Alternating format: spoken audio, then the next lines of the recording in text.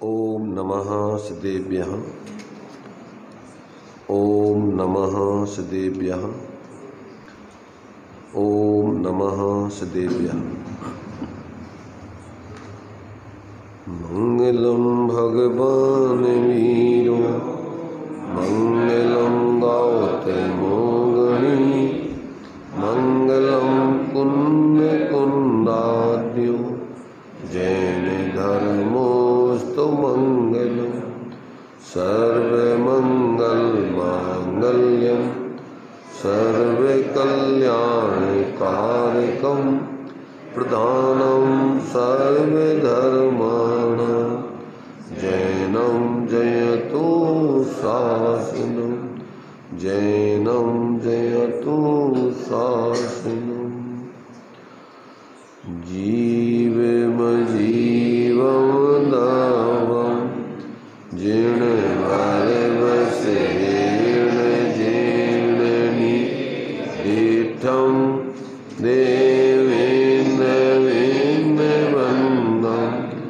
वंदे तं सर्वदा शिरसा।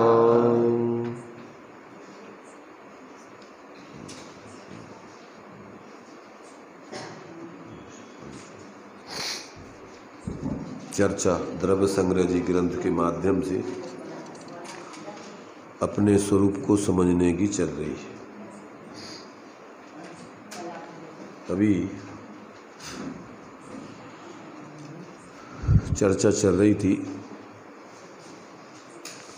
अस्तित्व गुण के कारण। इसको बंद करना तो बंद कर देगा। कीड़े नहीं, ये कीड़ा तो नहीं आ रहा है। कीड़ा आ रहा है क्या? आ रहा है तो बंद कर दे। एक बंद कर दे लाइट। हाँ बंद कर दे। चलो हम इससे देख लेंगे, रहने दो। तो ये द्रव्य संग्रह जी में अभी चर्चा अपने स्वरूप को समझने की चल रही है, क्योंकि इसमें जीवों का स्वरूप और अजीवों का स्वरूप मुख्य रूप से यहाँ पर स्वापर भेद विज्ञान कराने के लिए जीवों में और अजीवों में फिर स्वयं के जीव को समझना है, और इसके अलावा अपने जीव के अलावा अपना और कोई नहीं है, ऐसा अंदर में जब अपन को ज्ञान हो जाता है तो अपने से भिन्न जितने भी अनंत जीव हैं, पुद्गल हैं, धर्म हैं, अधर्म हैं, आकाश है, काल है, ये सब अपने से भिन्न भाषित होते हैं। फिर उनमें अपन को किसी में भी मोह राग द्वेष के भाव नहीं होते। उसी का नाम आचार्यों ने सम्यक ज्ञान कहा है। स्व और पर अर्थ को जानना ही सम्यक ज्ञान है। स्वपर अर्थ बहुधर्म जुत जो प्रगटावन भान, उसका नाम ही है सम्यक ज्ञान। तो अभी यहाँ अपन को जीव के स्वरूप को बताया जा रहा है। जीव में भी अपन को, अपन सब जीव हैं, तो ये अपने स्वरूप के बारे में चर्चा चल रही है। अभी सामान्य गुणों की चर्चा चल रही थी, तो सामान्य गुण तो सब द्रव्यों में पाए जाते हैं, अपन में भी है। तो अभी अस्तित्व गुण में बताया जा रहा था कि अस्तित्व गुण क्या किसे कहते हैं, तो जिसके कारण से क्या होता है, जिस शक्ति से या जिस गुण के कारण से क्या होता है, द्रव्य का कभी नाश नहीं होता है, कभी उत्पन्न नहीं होता है। द्रव्य शाश्वत बना रहता है, उसका नाम है असत्ता। अस्तित्व माने उसकी सत्ता बने रहना।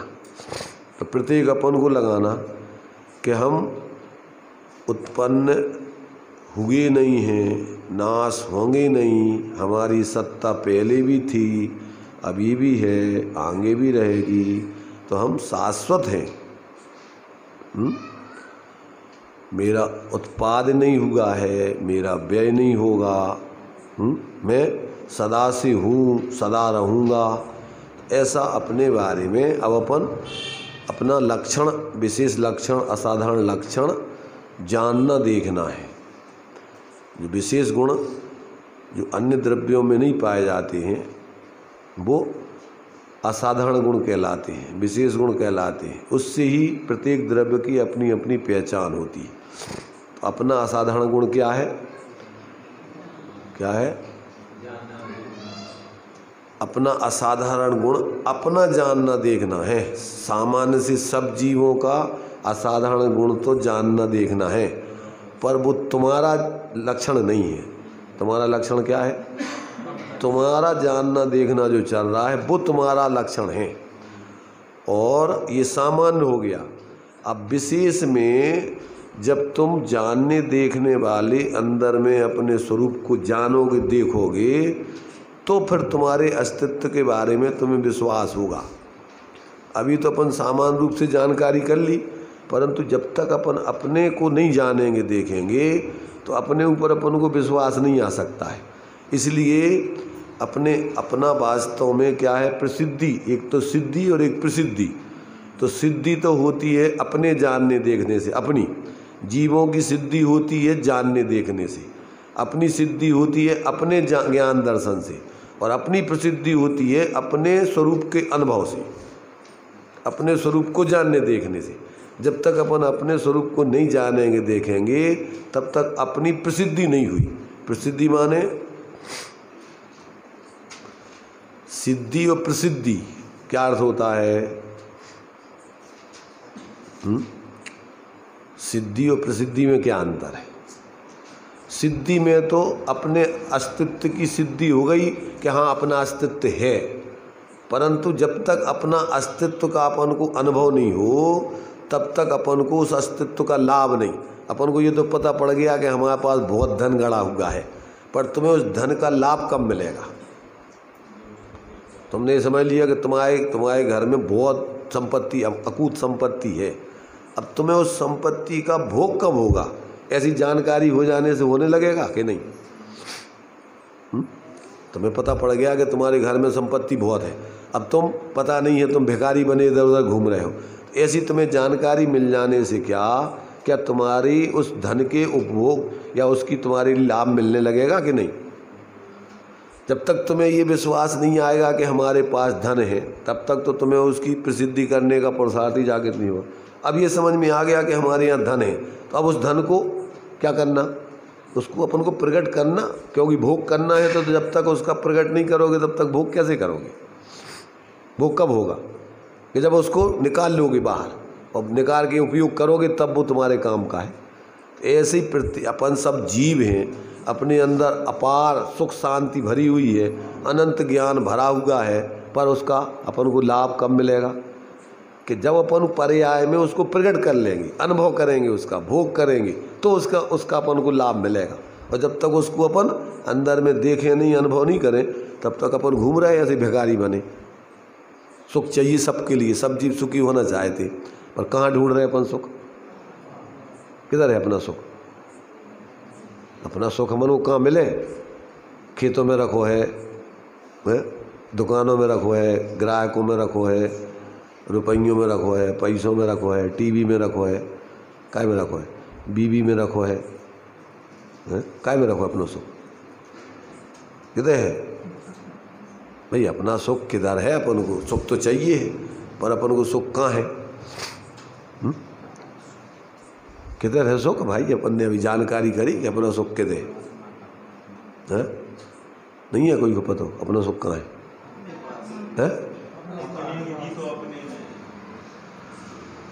अपने में मतलब स्वयं माने कहा? स्वयं माने जो दिख रहा हो, जो खोखा दिख रहा हो, जो कौन? स्वयं माने कौन? जिसमें से ज्ञान दर्शन निरंतर प्रकट हो रहा है। सूर्य के ऊपर बदल आ गए और उसका प्रकाश निकल रहा है, तो ये प्रकाश जिसमें से आ रहा है वो सूर्य है उधर। ऐसे ही अपना जो अपन को अभी आत्मा नहीं दिख रहा हो, पर उसका प्रकाश प्रति समय जानना देखना उसमें हो रहा है। अब वो कहाँ से हो रहा है? अब अपन को वो देखना है। जब तक वहाँ नहीं देखोगे, जब तक तुम्हारा सुख तुम्हें मिलना ही नहीं है। देखो सब जीव धर्म धर्म धर्म सबको ही कहें, कोई नहीं कहता मैंने सब लोग धर्म करो धर्म, अपना देश तो धर्म प्रधान देश है, सब धर्म धर्म धर्म धर्म, पर धर्म धर्म सब कोई पहे पर धर्मी न जाने कोई, और बिना धर्मी को जाने धर्म कहाँ से होए। जब तक तुम अंदर में जिसमें धर्म है उस धर्मी को नहीं जानोगे, देखोगे, अनुभव करोगे, तब तक तुम्हें मिलेगा कहाँ से वो धर्म। कहते रहो ऐसे धर्म धर्म धर्म, चिल्लाते रहो, चीखते रहो, माइक लगा के जोर जोर से प्रचार प्रसार करो, तो अब ऐसे में तो नहीं मिल जाएगा। भीड़ इकट्ठी कर लो धर्म के नाम पे, हैं? अपन ने धर्मात्माओं की मूर्तियाँ बना ली और मूर्तियों की पूजा करत रहो, हैं? उनके पीछे भक्ति खूब नाच गान, उनके गीत गाते रहो, तो तुम्हें मिल जाए, तुम्हारा धर्म के नहीं मिले। भाई उनने तो तुम्हें धर्म का स्वरूप बताया कि देखो भैया प्रत्येक जीव का धर्म अपने अपने आत्मा में है। अब उस धर्म को जब तुम अंदर आत्मा को देखोगे, उसका अवलंबन करोगे, तो तुम्हें वो धर्म प्रकट होगा। तो उनकी महिमा तो उनकी सच्ची है कि जिनने अंदर में उनके कहे अनुसार धर्म को खोज लिया, तो सच्चा बहुमान उनको आता है। माँ पिताजी की तुमने मान लीजिए फोटो लगा रखी है, तो उन पिताजी की फ़ोटो जो लगाई है, बहुमान किसको आता है? कोई आदमी भूखों मर रहा है, परेशान हो रहा है, कच्छु नहीं है उगते, रोड पे खड़ा है, भिखारी बना हो गया, तो अब पिताजी की फ़ोटो की पूजा हो, भाई पिताजी ने वो कछु दे दा हो, उनको लाभ मिल गया हो पिताजी को, तो बहुमान आउत है। ऐसे ही अपन को जो भगवान हुए हैं उनने दे दी जग को जग की निधियाँ। अगर उन्होंने जो तुम्हें सुखी होने का उपाय बताया और तुम माला माल हो गए, आनंद भोग रहे, तो तुम्हें उनको बहुमान आता है। सच्चे अर्थों में तो, सच्चे अर्थों में तो सम्यक दृष्टि ही वास्तव में भगवान की पूजा भक्ति और बहुमान करता है। मिथ्या दृष्टि तो क्या करता है?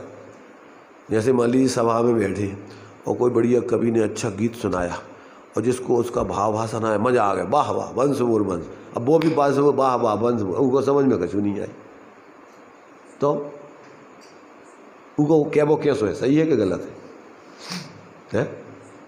सब लोग कह रहे वाह वाह वंश मोर वंश, बहुत अच्छा एक वाह, अब उनको समझ में कछु नहीं आ रही, तो उनको अरे वो तो उनके सबके संग झूठी कह रहा हूँ, उसे का फायदा। ऐसे ही अपन को भी जब तक भगवान जिन्हें अपन को जो अंदर में अपने स्वरूप का अनुभव करके अत्यंत आनंद प्रकट करके अनंत दर्शन ज्ञान सुख को भोगा, और सबको वही सभी अरहंत ने विधि नष्ट की ने जिस विधि सबको बताई वही विधि हो नमन उनको, इसलिए उनको नमन बहुमान आता है। अब अपन जीवन में कभी प्रयोग करें नहीं, तो अब तो वो तो एक देखा देखी सब लोग कर रहे हैं, भैया अपन भी करें। बच्चे होते ना तो मंदिर जावे, मंदिर जाते ना, ये अमित जी के संग ये अनवय जाते हैं, अनवी जाती हैं, और ये देखत जाते हैं कि अमित जी क्या कर रहे हैं, आंखें बंद करके बैठे उंगलियाँ चला रहे हैं, तो ये भी बैठ के उंगलियाँ चलाऊ लगा। क्यों चला रहे वे उंगलियाँ? जी चला रहे ना, बैठे हमारे पापा चला रहे तो हम भी चला रहे हैं। का है अब पापा कहाँ चला रहे? भाई पापा तो उसमें भगवान पंच परमेश्वरी के स्वरूप को विचार करके उनका बहुमान कर रहे हैं। अब जब तक तुम्हें उसका भाव भाषा नहीं हो तो मज़ा नहीं आता है। भाई अकल होवे तो नकल करने में मज़ा आता है, और बिना अकल की नकल भी सही नहीं होती।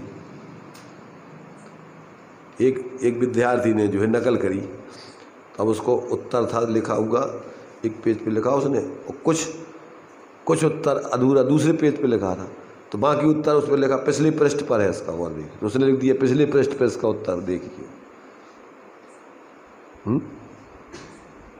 तो परीक्षा उत्तर देखने वाला, कापी जांचने वाला समझ लेगा कि पिछले पृष्ठ पे देखेगा वो तो कछु लिखो ही नहीं, तो जो कहाँ से लिख दूँ उन्हें? अरे भाई तुम्हें पिछले पृष्ठ पे तुमसे कहीं गए हुए लिखे हुए, वो कहीं हुए कापी में, तुम भी उमें लिख दोगे पिछले पृष्ठ पे देखिए। आधा पेज तो खाली और वो तो लिखो, पूरे उमें उतार दो पिछले पृष्ठ पे देखिए। इसलिए अपन को अगर बुद्धि नहीं होवे तो अकल भी नकल भी अकल से नहीं करो तो पकड़े जाता अपन। इसलिए ये अपन को आचार्यों ने तुम्हारा स्वरूप क्या है, तुम्हारा मूल स्वरूप क्या है, उसको तुम्हें दर्शाने का, दिखाने का, अनुभव कराने के लिए लिखा है।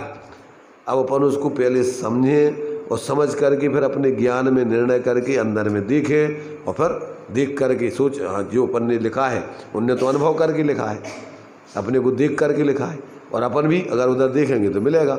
और तुमने अगर उनने बात कह दी, अपन ने सुन ली, तो अपन को लाभ तो नहीं मिलेगा। लाभ कब मिलेगा? लाभ जब तुम्हें दिखाने के लिए उनने ये स्वरूप दिखाया है कि तुम्हारा स्वरूप भी ऐसा ही है, हमारे जैसा है। बोलते हैं अपन, मैं वह हूँ जो है भगवान, जो मैं हूँ वह है भगवान, अंतर यही ऊपरी जान, बेविराग यहाँ राग बितान। राग बितान माने है? राग बितान माने क्या होता है? क्या होता है पंडित जी? राग बितान, बेविराग यहाँ राग बितान है ना। तो ये पढ़ा तुमने कि नहीं पढ़ा? पढ़ते हो तो अर्थ तो बताओ क्या होता। मैं वह हूँ जो है भगवान, जो मैं हूँ वह है भगवान, अंतर यही ऊपरी जान, बेविराग यहाँ राग बितान। क्या क्या अर्थ होता है? कौन बताएगा? हैं? राग सहित बितान का मतलब क्या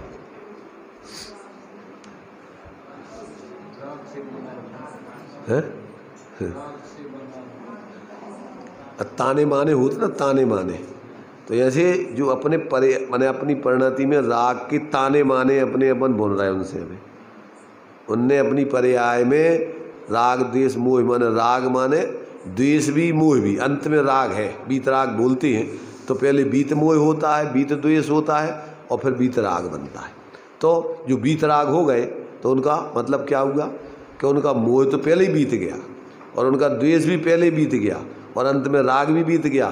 तो अब मोह राग द्वेष से रहित ऐसी बीत राग दशा उनकी प्रकट हो गई। तो अब अपने परिणति में राग द्वेष मोह के ताने माने अपने बन रहे अपन रात दिन, और वे उनने राग द्वेष मोह परिणति में, क्षणिक परिणति में स्वरूप तो अपनो जैसो उनको वैसे ही अपनो है। अपना द्रव्य भी बिल्कुल पूरा नहीं जैसो, अपने गुण भी उतने ही जितने उनमें हैं। अपनी पर्याय में मात्र क्षणिक अवस्था में अपन क्या कर रहे हैं? ये राग द्वेष मोह के विकल्प ताने माने बुनते रहते, जे मेरा हो, जे अच्छा हो, जे बुरा हो, पर ये कल्पना। और ये कल्पना नहीं करो तो तुम में और उनमें कोई अंतर नहीं। द्रव्य से तो अंतर है ही नहीं, गुणों से भी अंतर नहीं, और पर्याय में भी ऊपर की बस इतनी क्षणिक अवस्था में भी पराश्रय की ऐसी वृत्ति छोड़ दो तो अपन में भगवान में कोई अंतर नहीं। तीनों तरीके से नहीं है, द्रव्य से भी नहीं, गुण से भी नहीं, पर्याय से भी नहीं। अब सिर्फ पर्याय का जो थोड़ा क्षणिक अंतर है आत्मा को, कौन सा? ऊपरी। ऊपरी लिखो ना, भीतरी माने द्रव्य और गुण भीतर होते हैं और पर्याय अवस्था क्षणिक ऊपर होती है। तो ये ऊपर की क्षणिक अवस्था में इतना अंतर है अपन में भगवान। कितना अंतर है? कितना अंतर है? कितना अंतर है? अपन लोग बोलते नहीं, ऐसे बैठे रहते हैं। जैसे क्या बोलते हैं, चित्र के चितेरे जैसे और माटी के पुतले जैसे। माटी के पुतले बना के रख दो जैसे, या तो जो शरीर तो माटी है ना, अभी में आत्मा नहीं होवे तो माटी के पुतले में वही पुतले में का अंतर है।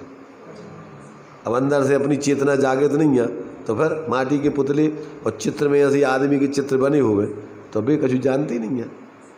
तो ऐसे अपन चित्र के चितेरे और माटी के पुतले जैसे हैं का भाई अपने अंदर है भाई। कछु बोलत नहीं है, कछु जानत नहीं है, तो उनमें अपन में का अंतर रहो फिर। तो अपन को जो पूछ रहा है वो अपने ज्ञान में आने बताना चाहिए ना कि का है। तो ये जो है देखो, यहाँ अपन को जो भी जानकारी दी जा रही है ये ज्ञान में समझ करके जीवन में जीने के लिए दी जा रही है।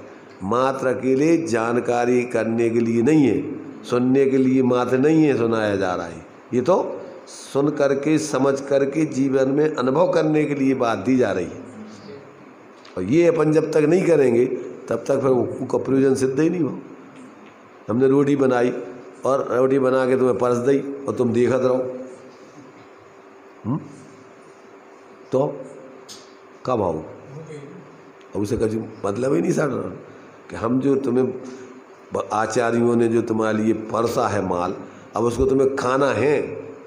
अकेले मात देखा तो नहीं रहने, सुनत नहीं रहने, क्या करना है? सुनकर समझ करके उसका जीवन में प्रयोग करो तो आनंद आता है। तो ये जो है अपन को अभी अपने स्वरूप को 9 तरीके से यहाँ समझाया जा रहा है। अभी तक अपन ने जो है माने उसमें सब परिस्थितियाँ हैं, यथार्थ स्वरूप क्या है, परिस्थितिजन्य क्या है, और फिर उसमें से अपना यथार्थता का अपन प्रयोग करके कैसे सिद्धि करें, ये तीनों चीज़ें अपन को समझना है।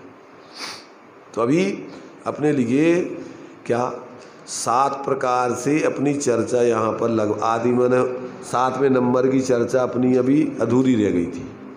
3 गाथाएं हैं, उसमें से अपन ने एक पढ़ी थी, अभी उसका अर्थ भी रह गया, दूसरी भी अर्थ बताया था, पढ़ी भी नहीं है, और तीसरी भी उसी से संबंधित है। ऐसी ये 3 गाथाएं कौन सी अधिकार की हैं? संसारस्थो, जीव संसार में स्थित है। संसारस्थो माने संसार में स्थित है, उसका नाम है संसारस्थो। तो अब संसार में है तो क्या दशा है वो की? तो ये इन 3 गाथाओं में उसका स्पष्टीकरण दे रहे कि ये नीचे से ऊपर तक कैसी कैसी स्थितियों में पड़ा हुआ है। तो पुड़वी जल तेऊ बाऊ, बड़फदी विवयथा वरेंदी, बिगतिग चदु पंचखा, तस जीवा होंती संखादी। ये कल पढ़ा था कि नहीं अपन ने? अर्थ समझ लिया था हैं? आगम कल हती तुम, इसका अर्थ इसका है तुम्हारे ज्ञान में? कौन के ज्ञान में है बताइए, हाथ उठाएं। इसका अर्थ जो है बोलिए, आप बोलो।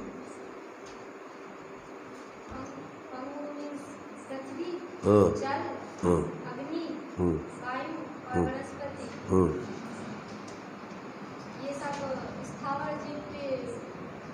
माने उस गाथा पढ़ना आता कि नहीं?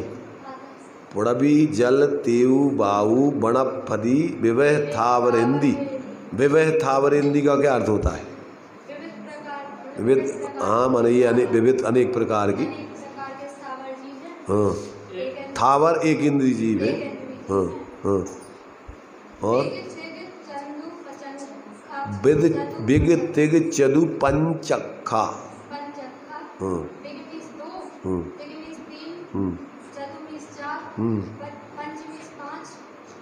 और अक्ष, अक्ष माने इंद्रियां कहलाती। तो पंच अक्षा, तो 5 इंद्रियों वाले, हाँ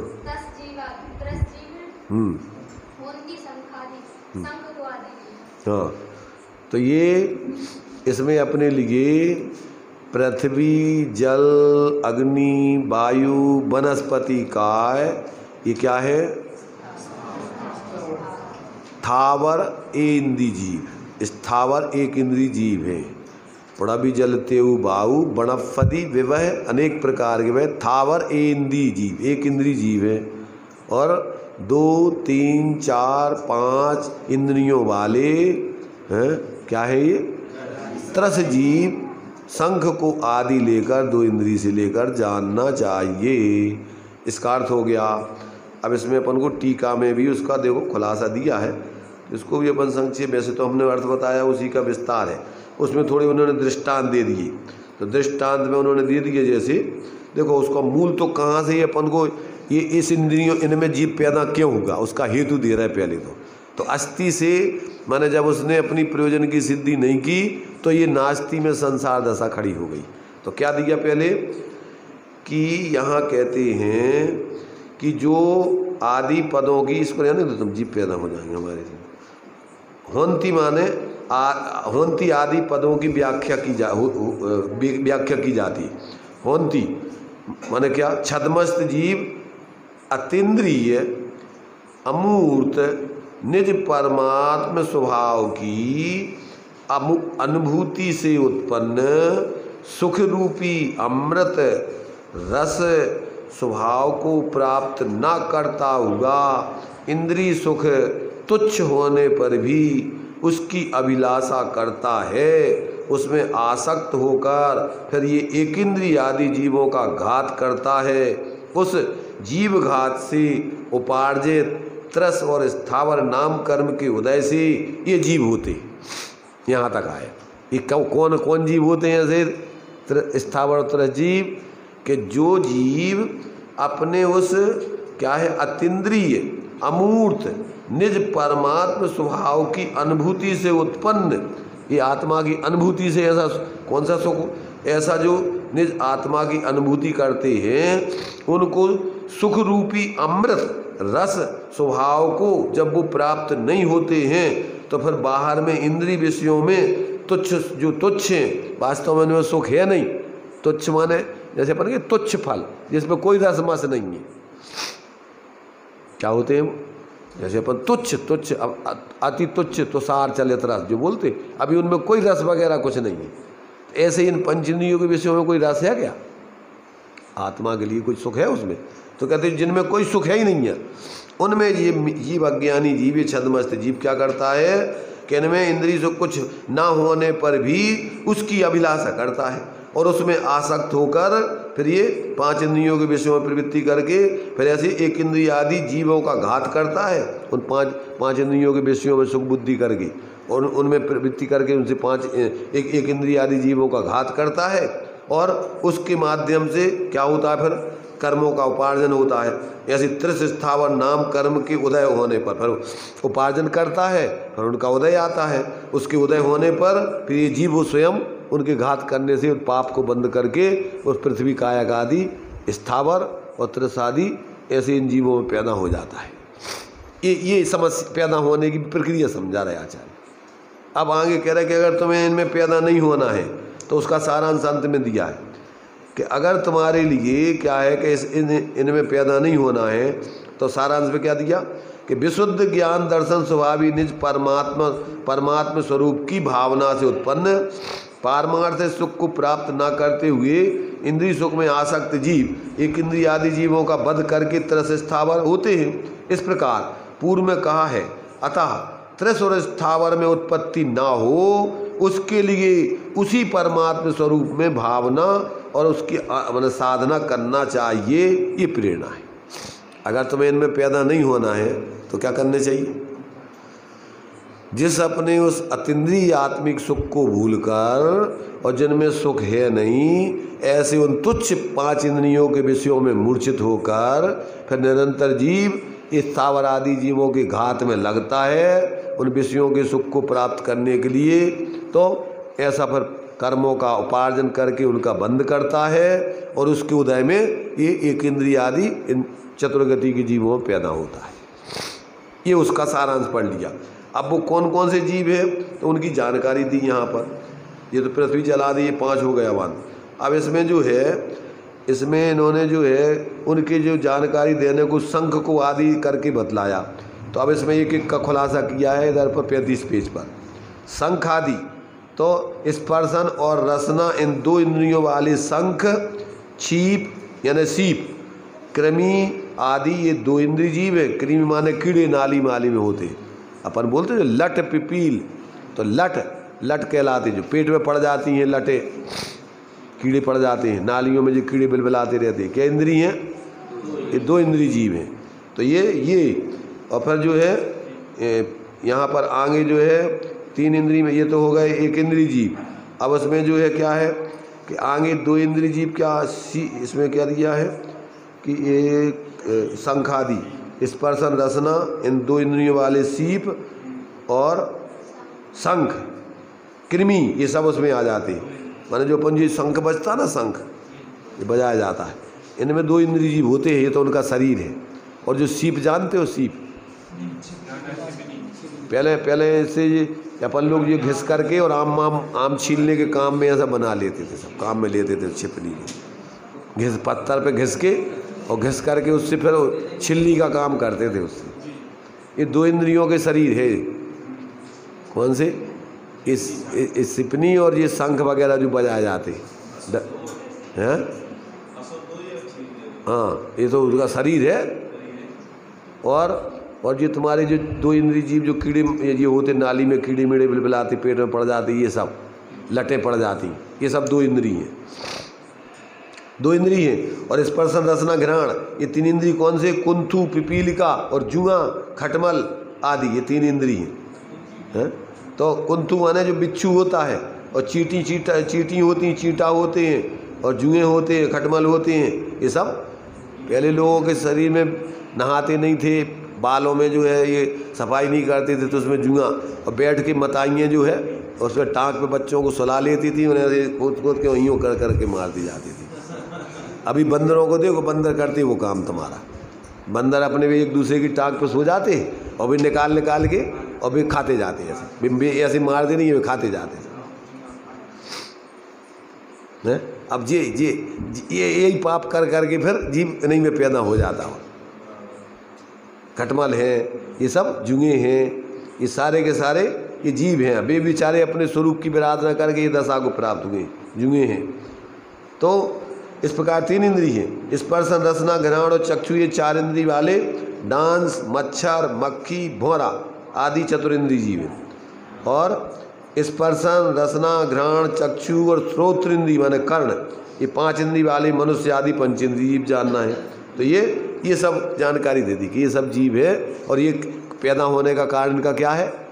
अपने उस माने अतीन्द्रिय निःशुद्धात्म तत्व के स्वरूप का अनुभव ना करके, उस अमृत रस को पान ना करके, तुच्छ पंचेंद्रीय विषयों में सुख की कल्पना करके, और ये रात दिन पाप करते रहते हैं, हिंसा आदि, और उसका पर कर्मों का आश्रय बंद करके उसके उदय में और ये चतुर्गति में ऐसे जीव खुद हो करके और जन्म मरण करते रहते हैं।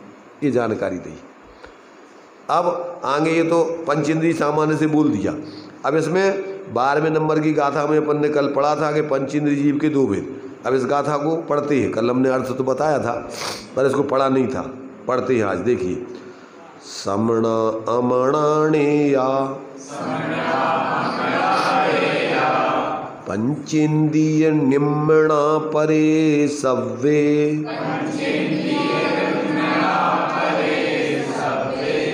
बादर सुह में इंदी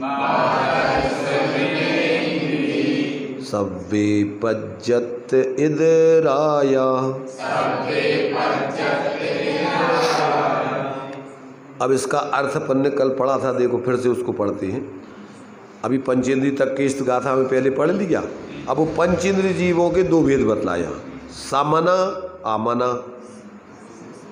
क्या होते? सामान्य मन सहित, आमाने मन रहित। तो समणा आमणा, मन सहित मन रहित। णेय माने जानना चाहिए, पंचेंद्रिय माने 5 इंद्रिय जीवों को, और निम्ना मन से रहित, परे माने रहित, सब्बे माने बाकी सब जीवों को मन से रहित जानना चाहिए। बाकी माने सब जीव कौन से?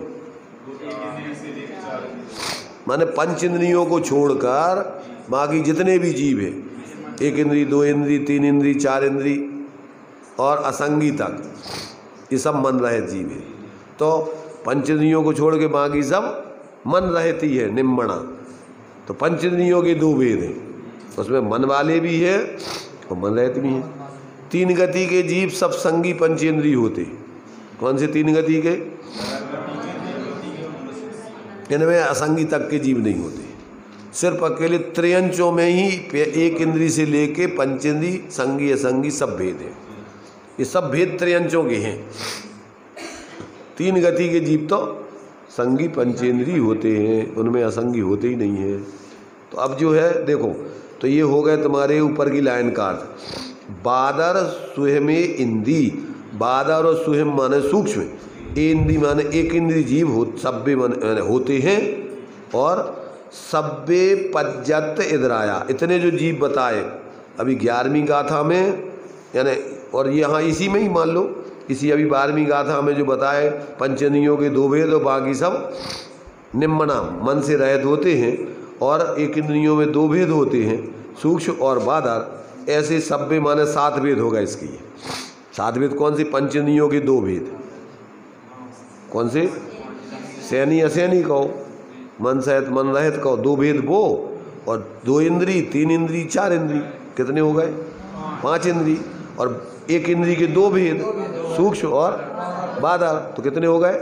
7। अब इनके पज्जत, पज्जत माने पर्याप्त, और इतरा माने इनसे अन्न अपर्याप्त। ये कैसे होते हैं? ये सब जीव इस प्रकार से 7 पर्याप्त और 7 अपर्याप्त के भेद से 14 भेद वाले हो गए, और इसी को बोलते 14 जीव समास। 14 जीव समास। समास कैसे कहते हैं? जिन समूहों में संसारी जीव पाए जाते हैं उन्हें समास कहते हैं। इनमें इन समूहों में मिलेंगे तुम्हें। कौन से समूहों में?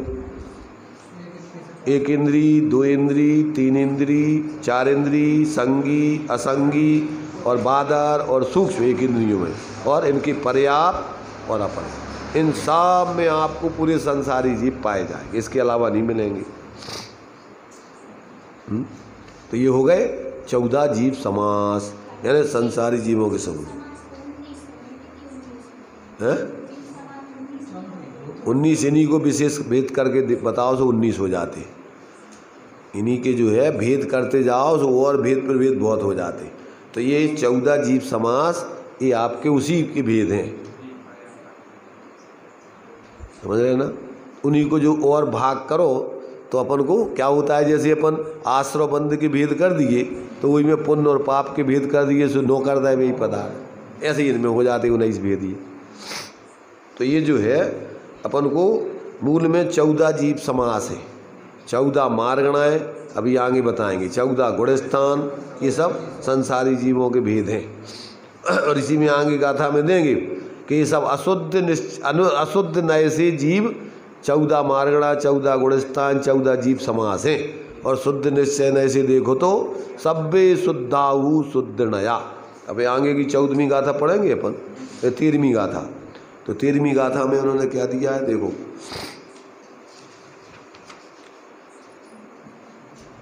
मग्गण गुण ठाणे हिय 14 हवंति तय अशुद्ध नया, भिन्नेया संसारी सब्बे शुद्धाहु शुद्ध नया। बोलेंगे हम, बोलते देखो, मग्गण गुण ठाणे हिय 14 हवंति तय अशुद्ध नया,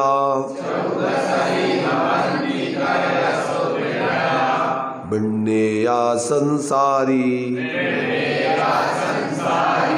सव्वे शुद्धाहु शुद्ध नया। इसका देखो अर्थ क्या है। मग्गण माने मार्गणा, गुण ठाही माने गुणस्थान, 14 माने 14 है, हवंती माने होते हैं, तह अशुद्ध नया, अशुद्ध नय से, भिन्नया माने जानना चाहिए। वे जो है ये जीव 14 गुणस्थान 14 मार्गणा स्थान वाले अशुद्ध नय से संसारी जीवों को जानना चाहिए। और सभी फिर संसारी जीव कैसे हैं? सब्वे शुद्धाहु शुद्ध नया। वे संसारी जीव भी सारे जब हम काय से देखते हैं? शुद्ध निश्चय नय से, अपने चैतन्य स्वरूप से द्रव्यार्थिक नय से देखते हैं तो कैसे दिखते हैं? सभी जीव एक समान, उनमें कोई अंतर नहीं है, सब चैतन्य चैतन्य स्वरूप है। ये पर्यार्थिक नय से अवस्था की दृष्टि से ये सब 14 मार्गणा, 14 गुणस्थान, 14 जीव समास संयोग संयोगी आदि भावों की दृष्टि से हैं, पर स्वभाव से देखने पर सब जीव एक समान शुद्ध बुद्ध। जो अपन ने अभी पढ़ा था ना कि मैं वह जो हूँ जो है भगवान, जो मैं हूँ है भगवान, अंतर यही ऊपरी जान। तो ये ऊपरी अंतर है 14 गुणस्थान मार्गणा स्थान समास आदि का। भीतरी में तो भीतरी में क्या है? सब जीव चैतन्य स्वरूप, सब चैतन्य आत्माएं हैं। कोई ना स्त्री है, ना पुरुष है, ना एक इंद्रिय है, ना 2 इंद्रिय है, ना कोई गुणस्थान वाला है, ना मार्गणा स्थान वाला है। कैसा है? सब चिन्ह मूर्त हैं, सब चैतन्य की मूर्ति हैं। उस स्वरूप में अंदर में द्रव्यपने में किसी का कोई इस प्रकार का भेद अंतर नहीं पाया जाता है। अंतर तो ये अवस्थाओं का है। अवस्था जैसे स्वर्ण पने की अपेक्षा कोई सोना में अंतर नहीं होता है। जो अपन बोलते हैं ना कितने कैरेट का सोना है, तो शुद्ध अशुद्ध भेद काय के हैं? अवस्था संयोग की दृष्टि से। स्वभाव से देखो तो सोने में कोई अंतर नहीं है, सब सोना एक बराबर है। चाहे वो कितने कैरेट का हो, चाहे 24 कैरेट का हो, चाहे 23 कैरेट का हो, चाहे 22 का हो, चाहे 21 का हो, चाहे 20 का हो, चाहे कितने ही कैरेट का हो, पर स्वर्ण पन्नी से देखो तो अब वो तो संयोग की दृष्टि से अवस्था में वो पीलापन कम दिखता है, ज़्यादा दिखता है, पर अंदर में देखो तो वो सब सोना एक जैसे स्वरूप वाला है, उसमें अशुद्धता शुद्धता की भेद है ही नहीं।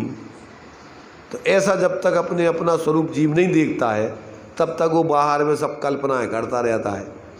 ये अमीर हैं, ये गरीब हैं, ये स्त्री हैं, ये पुरुष हैं, ये फलाने हैं, ये ढीकड़े हैं, ये चमार हैं, ये भंगी हैं, ये बसोर है, ये एक इंद्री है, दो इंद्री है, ये काय के भेद है, बाहर के पर्यायार्थिक न्याय के। नहीं आ रहा समझ में? अब ये अपन को समझ में नहीं आ रहा। अंत में जो है अपन को क्या है, रात्रि में अपन को ऐसे लगता है कि जैसे कुछ भी समझ में नहीं आता है। लाइट बंद है पर अंदर की लाइट तो जल रही कि बंद ही है, सब दो ही लाइटें बंद है का, बाहर की लाइट ही बंद है, अंदर की लाइट ही बंद है। तो कोई प्रतिक्रिया दिखती नहीं है। अपन पूछो तो कुछ नहीं बोलो, सुनाओ तो कुछ नहीं प्रतिक्रिया, बस अपने बैठे हैं, अपने आराम से सुन रहे हैं। टाइम हो जाएगा तो अपने बच्चों जैसी छुट्टी हो गई, चलो। तो अपन भाई सुन रहे हैं कि अंदर में अपन समझ भी रहे हैं।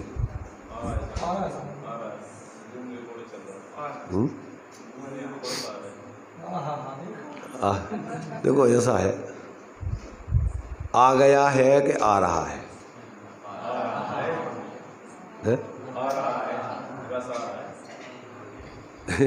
भाई कितनी दूर है? भाई आ रहा है तो आ रहा है, तो मतलब अब अपने में कहीं आ गया कि नहीं कि आ गया कुछ। और फिर आके गया है कि आके रह गया? क्या हो गया? आया हो गया, आया नाम हो गया नाम। तो उसमें आया हो गया है कि आके रह गया, रहा है। अब ये अपन को देखो कि अपने अंदर आ ही रहा है, अबे दूर है कछु कि आ गया है कछु। और आके गया है कि आके रह रहा है, आ रहा आ रहा, आकर के रहा।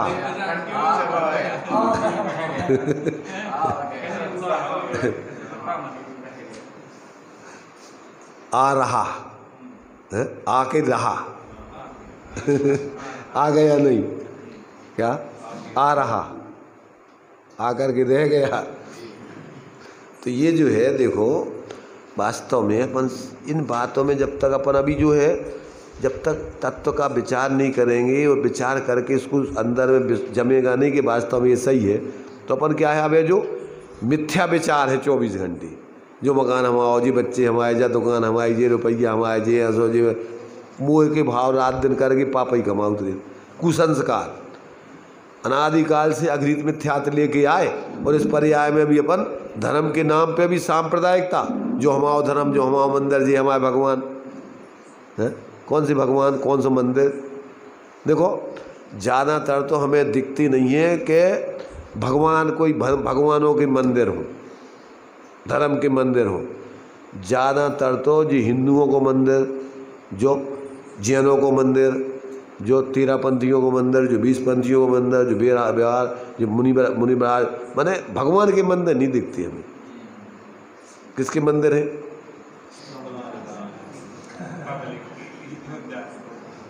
सबने अपने अपने कल्पना कर रखी है, अपने अपने भगवान हुए तो भी तो कोई फिर ना हमारे ना तुम्हारे भगवान है, और भगवान का स्वरूप वे पूर्ण सुखी हो गए। अब कैसे भाई वो विधि सीख के अपन भी उस मार्ग पे चल जाए, तो समझ लो तुम मंदिर गए और भगवान को मानो, और तुमने हमारे भगवान अपने अलग कर रहे, अपनी अपनी कल्पनाएं करके कछु भी कर रहे, अब कर आए, अब तुम कछु धर्म मुँह में का होते। जब तक तुम सच्चे अर्थों में भगवान का स्वरूप नहीं समझो और भगवान ने तुम्हें जो उपदेश दो वो जीवन में नहीं प्रयोग करो, तो कछु नहीं है। तुम न तुम मंदिर जा रहे, न भगवान को मान रहे, न कछु कर रहे, न धर्म का समझ रहे। क्या? इसलिए अपन ये जिनमानी जब तक भगवान की नहीं सुनो, अपनी सुना तो मंदिर तो अपनी सुना बिजात, इतने जिनमानी सुनो तो भगवान की सुन रहे। और समूषण का प्रतीक है मंदिर, उतने समूषण में कोई अपनी सुना भी नहीं जाता। 3 टाइम 6-6 घड़ी क्या होता है वहाँ, दिव्य ध्वनि खिड़ती है, और बेसमय में भी कोई और भाग्यवान आ जाए तो उसके निमित्त से और खरन लगा अलग अतिरिक्त समय में। तो अपन सोचे कि यार जो तो बड़ो पक्षपात है कि कोई बड़ो अच्छो आदमी आगा उसको अलग से सुनाऊँ लगा जी भगवान कैसे बीतराग भगवान है। ये तो हमें नहीं समझ में आ रहा है कि जी बीतराग है, ये तो बहुत पक्षपाती भगवान है। हाँ बताओ, वो स्पेशल आदमी आगा उसको अलग से समझाऊँ लगे। तो समूसण में भी अब जो देखो उनकी अपनी कोई विशेषता नहीं है, ये उन व्यक्तियों का अपना खुद का विशेषता है जी। कि उनमें जैसे अपन हो ना कोई ऐसे दूध लगावे को भैंसों में भाई तुम बहुत दूध निकाल लेता है तो वो निकाल नहीं, दूध तो वो तो नहीं है, तुम्हें निकालवे कि तुम्हारे अंदर ताकत हो तो निकाल लो तुम। अब शास्त्रों में अब तुमको यार जी अर्थ तो हमें समझ में आज तक निकालो ही नहीं अपन ने, अब तुम निकालवे के लाने में चाहिए ना ताकत बुद्धि चाहिए। उनमें तो है वो सवाल, पर अपन अब निकालवे की अपने पास ताकत नहीं है, कला नहीं है तो कछु नहीं निकला तुम्हें। इसलिए ये अपन को जितना जितना तुम्हारा ज्ञान जागृत होता जाए, अपनी समझ जागृत होती जाए, उतना उतना आपको वास्तव में फिर सब कुछ सही समझ में आएगा। सच्चे अर्थों में अपन भगवान को मानेंगे पूजेंगे, क्यों कि भगवान तो वास्तव में बंदे तद्गुण लब्ध है। पूजा का मतलब होता है गुणानुरागा से पूजा, उन जैसे गुणों को बंदे अपन जो है उन जैसे गुणों को अपने जीवन में प्रकट करें तो पूजा है, और नहीं था तो रूढ़ी से अपन अनादिकाल से कर ही रहे आज तक। तो ये जो है बहुत ही अपन को वास्तव में आचार्यों ने जीवन को अपने अन्य महापुरुषों के माध्यम से उनने प्रेरणा लेके अपने जीवन को ढाल के अंदर में उस अतिंद्रिय आनंद को भोगते हुए अब सब जीव भी इस आनंद को भोगें, उनको तो ऐसा अंदर में भाव आता है और उस भाव विभोर होकर के वो लिखते हैं। अब कितने जीव उसको समझ करके और अपने जीवन में प्रयोग करते हैं तो वो जीव जाने। उनका तो भाव कि सब जीव पूरे जीव आ जाओ, सब लोग इस क्या है अमृत के सागर को पियो, कोई प्यासा ना रहे, कोई यहाँ से क्या है इस अमृत को पिए बिना ना जाए, और एक बार इस अमृत को पी लो तो तुम्हारा मरण, अमृत माने मरने की व्यवस्था खत्म। अमृत पीने रहने वाला मरण पर उसका मरण खत्म हो जाता है, उसका नाम ही अमृत, जिसके पी लेने से मरण खत्म हो जाता है। अपना आत्मा अमरण स्वरूप है कि मरण स्वरूप है? जब उस आत्मा का अनुभव करोगे तो तुम्हारा मरण हुई है, पर पर्याय में तुम शाश्वत दशा को पाओगे कि मरण जन्म मरण ही करते रहोगे। देखो जगत में जो अमृत होता है वो अमृत एक इस प्रकार का रसायन है कि अन्य चीज़ें उसकी उस जैसी नहीं है, तो तुलना की जाती वो तो देखो वो भी जो है एक प्रकार से वो जो अमर देव होते हैं तो वो उस अमृत को पी करके माने अन्य भोजन करने की उनकी इच्छा नहीं होती। टोडामल जी ने मोक्ष मार्ग प्रकाशक में लिखा है अमृत भोजी देवों को अन्य भोजन स्वभाव से नहीं रुचता है। ये तो हो गया व्यवहार का। ऐसे अमृत स्वभावी आत्मा का अनुभव करने वालों को और अनुभव पर रुचते ही नहीं है।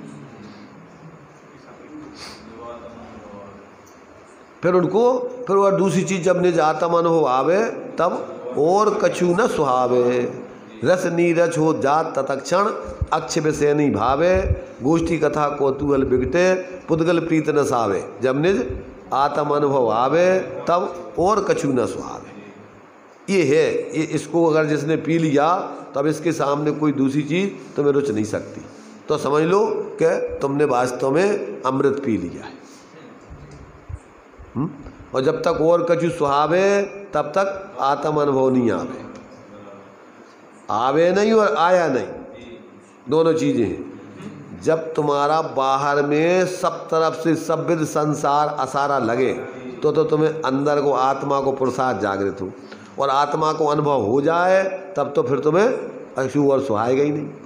तो दोनों तरफ से लगाना उसको कि जब तक और कछु सुहावे तब तक आत्म अनुभव नहीं आवे, और जब आत्म अनुभव आवे तब और कछु नहीं सुहावे। आ गया समझ में?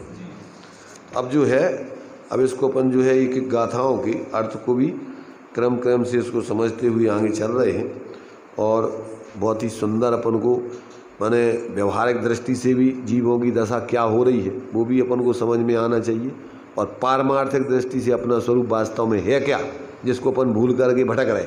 आचार्य अस्थि रूप से पहले वही कह रहे कि तुम अपने उस ऐसे अमूर्त चैतन्य स्वरूप आत्मा का अमृत को न पी करके और फिर 5 इंद्रियों के भी तुच्छ विषयों में जिनमें है नहीं कछु उनमें मूर्छित होकर और निरंतर पापों में लगे रहकर ऐसे कर्मों का बंद करके ये स्थावर त्रस नाम कर्म आदि का उदय होने पर और फिर इन पर्यायों में जन्म ले लेके जन्म मरण करते रहते हो। तो ये दशा हो रही। अब ये समझ में आए और इसको वास्तव में विश्वास आए कि ऐसी बात है ये, तो फिर अपन क्या करें, गलत से हटें और सही मार्ग पर लगे। प्रक्रिया तो यही है, इसके अलावा कोई उपाय दूसरा है नहीं। तो अभी अपन यहीं अपनी चर्चा को विराम दें, इस पर विचार करना। जो भी चर्चा हो रही है ये बहुत ही सुंदर पारमार्थिक चर्चा है। ये कोई पंथ व्यामोह वाली किसी व्यक्ति की जाति की नहीं है, ये तो सभी जीवों की चर्चा है, जीव मात्र की है। इसमें कोई जाति संप्रदाय व्यक्ति कोई इसमें वास्तव में बाधा नहीं है, या उसका इसमें किसी प्रकार से यानी ये चर्चा में उसका कोई व्यक्तिगत माने स्वरूप किसी का नहीं बताया जा रहा है। तो मूल में सब व्यक्तियों का भी है और वास्तव में सभी जीवों के लिए ये ऐसे ही स्वरूप है। और ये जब समझ लेंगे तो उनके जीवन में भी फिर सारी अज्ञानता जन्य जो मूर्ताएँ अनादिकाल से तो विपरीतताएँ ग्रहण चली ही आई, और इस पर्याय में भी अपन धर्म के नाम पर और ऐसे ही अपन ने मिथ्या कल्पनाएँ कर ली, तो ये गृहीत मिथ्यात्व के अंतर्गत आता है। मनुष्य पर्याय में मूल रूप से गृहीत मिथ्यात्व इस हुंडा और सर्पणी काल में ही धारण होता है, अन्य समयों में ये ग्रहण नहीं किया जाता है। चलिए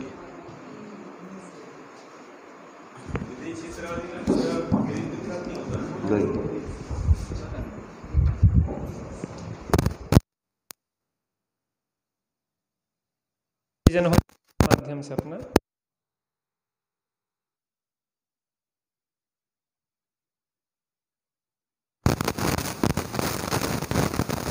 मूर्ति की कीमत, दूसरी मूर्ति की कीमत और तीसरी मूर्ति की कीमत एक सी होने पर भी अलग अलग थी। कौन बताएगा कौन कौन सी मूर्तियाँ? पहली मूर्ति में अगर धागा डालो क्या होता था, इस कान से डालो इस कान से निकल जाता। दूसरी मूर्ति में धागा डालो तो कान से डालते थे वो मुंह से निकल जाती। तीसरी कान से डालो और अंदर। सबसे कीमती मूर्ति कौन सी थी? अपन कौन सी मूर्ति में है वो अपना अपना मूल्यांकन कर लें कि हम किस मूर्ति में आए, नंबर कौन कौन सा है, कौन कौन क्रम नंबर में है।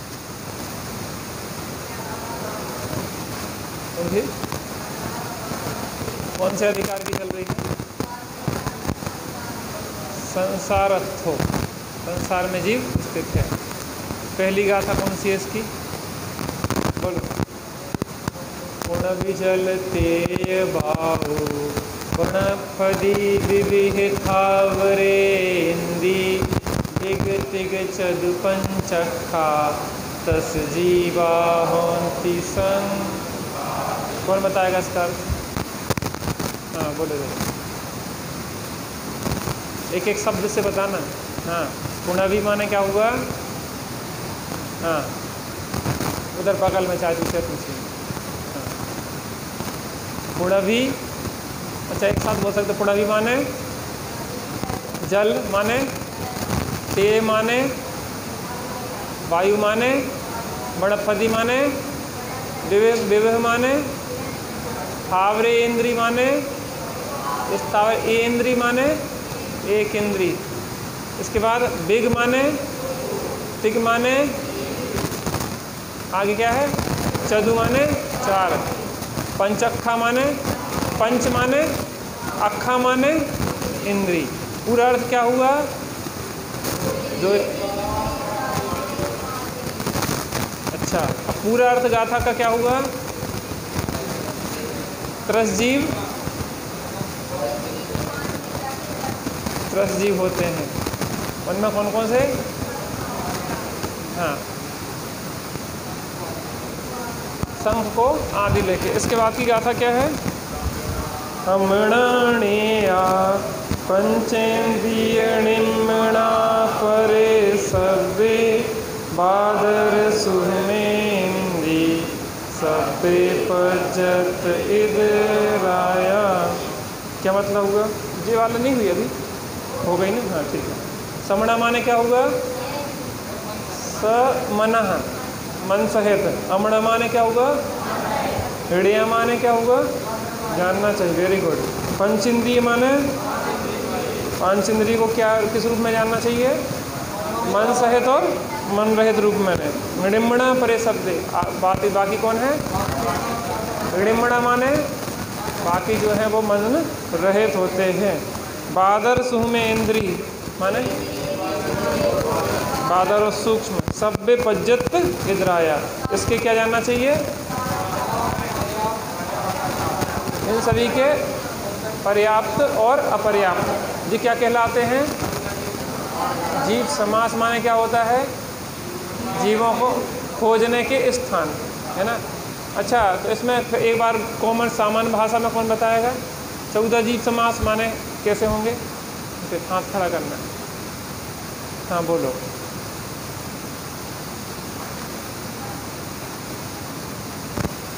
बहुत बढ़िया। हाँ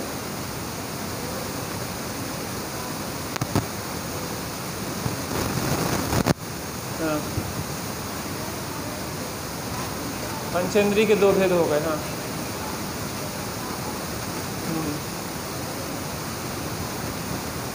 कितने हो गए टोटल? ये 7 हो गए, है ना?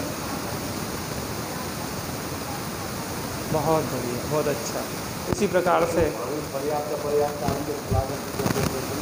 हाँ वो है, क्रमशः चलेगा।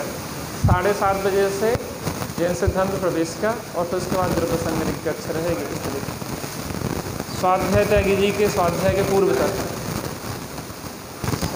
हमें नहीं पता, त्यागी जी जब पधार जाएंगे उससे पहले तक। हम तो यहाँ व्यवस्था मिलाने के लिए, जब आप आ जाएंगे बढ़िया। नहीं 8:30 नहीं, 8:15 ज़्यादा सही रहेगा।